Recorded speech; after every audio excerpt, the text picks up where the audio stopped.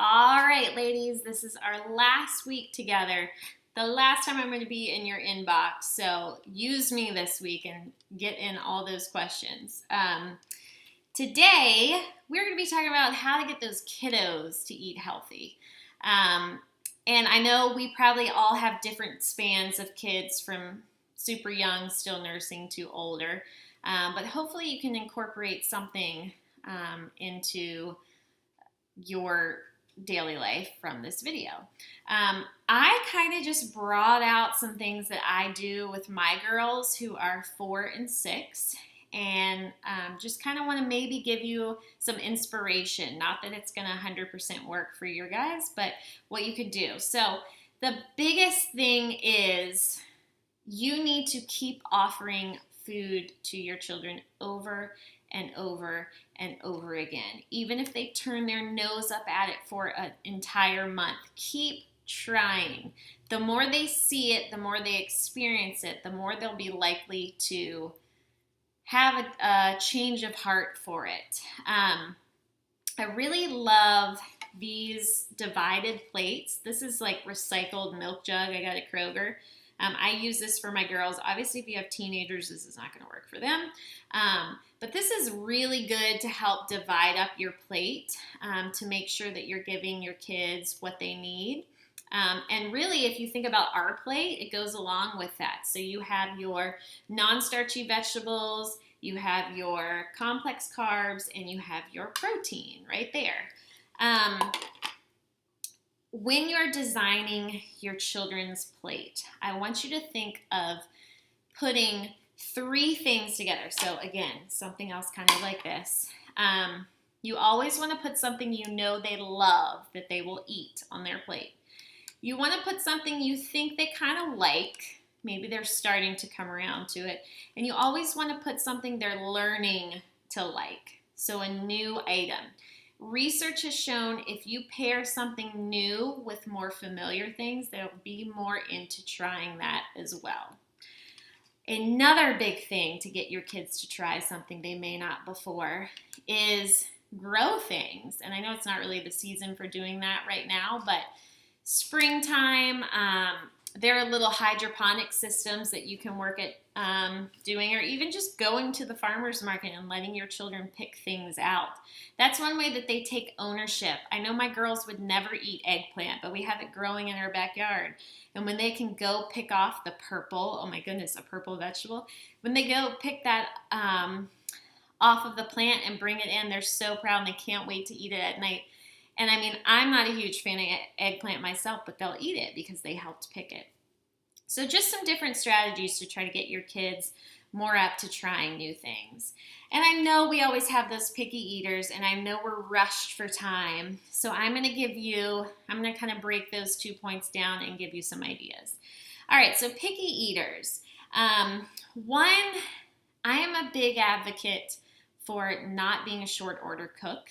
So whatever my husband and I are having for dinner, my girls are having that for dinner. Now, it may not look exactly the same. For example, my one daughter loves hummus. I mean, she will dip anything in hummus. The other one, it's got to be ketchup. She will literally eat beef liver if we dip it in ketchup for her. So find maybe a sauce or a spice. Maybe it's just salt and butter that your child needs to get to eat whatever vegetable or meat it is that you're having that day. Another thing I like to do is I make pancakes out of like everything. So I just get some really clean pancake mix. I love Arrowhead Mills makes some. And then, I mean, the Whole Foods 365 brand, just that regular pancake mix. And if we're having, right now, winter squash is coming into season. So if we're having acorn, butternut, spaghetti squash, something like that, I will turn it into a pancake. So I have one right here that may not look good, but it is like the most delicious thing. And what I do is I will cook my husband and I, like this one's acorn squash. I will just roast that acorn squash. I'll scoop it out, and then I'll just pretend like I'm making a pancake. So I put the pancake mix in, I put the egg, mix it all up. Depending on the squash, so acorn's a little sweeter, I'll add cinnamon to that. sometimes. This one I added just a tiny little bit. You can see greens. Hello, camera. I ripped up tiny little pieces of kale and put that in there, and then I just cook it like a pancake. I've done some other ones, and you can see that I make them in batches and freeze them. So these are my cinnamon squash ones right now. So instead of the, and I've added cheese to these. I will totally post more recipes on this. But these are like mornings, so I just added the squash, the pancake mix, the eggs, and the cinnamons. Can't talk.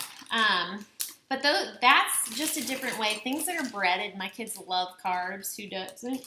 So if I can just take that squash real quick and make a pancake out of it, they'll be more likely to eat it. My girls love cheese, so if I'm ever having a vegetable I don't think they're gonna like, I will just cook it and then sprinkle a little shredded cheese on top of theirs and cook it a little longer, and then they have that vegetable. So it's really thinking about your child's taste buds. How can you not cook them an entirely separate meal, but how can you take what you are making and turn it into something that they will likely consume? One more thing down here, and these are frozen, but these are little chocolate muffins that I made with zucchini. Because my girls are not really just going to eat roasted zucchini like I could eat all day long. So I will post recipes for those. But again, when you are making those, you can either do, pancakes are so quick to do right at dinner time, or if you have some extra time with school starting up or over the weekend, you can make these big batches right here, and then the night before just pull them out so that they're all ready to go the next day. So those are kind of my two favorite things for not being a short order cook, is to one, find something they can dip it in, or two, make it into a pancake, a form that they're going to be able to consume it. All right. And then as far as not having time to do things for kids, this batch making I absolutely love. So once every 2 weeks, I will just take about 30 minutes in the kitchen, because again, muffins, things don't take that long. And I'll just make a huge batch and pull out enough for 1 week and then freeze the rest. Another thing you could do is have your kids help you cut up vegetables, and throughout the week, just have little containers in your fridge that you can go grab some peppers or celery or carrots, anything like that. Any prepping you can do beforehand is going to really be key to guaranteeing that they are grabbing something healthy. Another way to take ownership, take a little time over the weekend and you can make little snack drawers for them. So this can be in your pantry or you can have it in your fridge. I'll post a link to some of this stuff for you, but you could have a drawer that's full of some apples and maybe some cheese sticks, maybe some already chopped up carrots or celery, maybe little containers of hummus that you can buy already prepackaged. And then when they're coming up telling you they're hungry, if you have eaters, obviously, they can pull open the drawer and go grab something out yourself. In the pantry, you could pre-bag pretzels, popcorn. I love Health Warrior Chia bars. My girls are obsessed with those.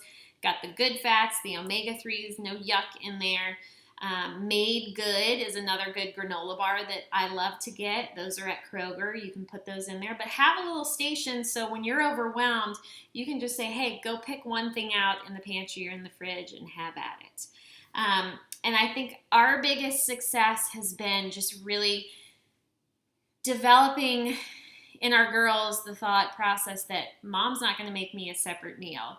This is what we're eating. And I know I've worked with clients and their kids that this is a long, drawn-out process, but you just have to remold their way of thinking, especially if you have been a short order cook, which is fine.